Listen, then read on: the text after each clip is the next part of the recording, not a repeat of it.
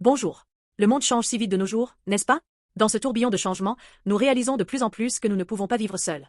Les entreprises aussi s'associent, cherchant à atteindre un plus grand succès ensemble. Pourquoi? Parce que les relations que nous construisons et entretenons façonnent entièrement la direction de nos vies. Lorsque le roi Salomon a décidé de construire le temple de Dieu, il a demandé de l'aide au roi Hiram. Mais Salomon ne cherchait pas seulement à obtenir le bois dont il avait besoin. S'appuyant sur la bonne relation établie à l'époque du roi David, il voulait établir un partenariat solide et mutuellement bénéfique, à Roi 5, à -6. Salomon a reçu le cèdre et le cyprès nécessaires pour le temple, et en retour, Hiram a reçu du blé et de l'huile de Salomon. N'est-ce pas magnifique? Chacun a donné et reçu ce dont l'autre avait besoin, créant une véritable relation, gagnant-gagnant.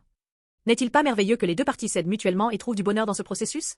La relation entre Salomon et Hiram est une illustration précieuse de la manière dont Dieu agit à travers nos vies en Christ. Jésus a porté nos péchés sur la croix. Pourquoi? Pour rétablir notre relation avec Dieu. Lorsque nous croyons en Jésus, nous devenons enfants de Dieu, entrant dans une nouvelle relation.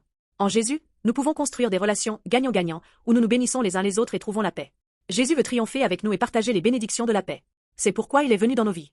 Certains pourraient se demander, Dieu est tout-puissant, pourquoi aurait-il besoin de notre aide? C'est vrai, Dieu peut tout faire seul. Mais parfois, Dieu choisit de travailler avec nous. Il utilise nos petits talents, notre temps et nos modestes ressources pour accomplir des choses extraordinaires.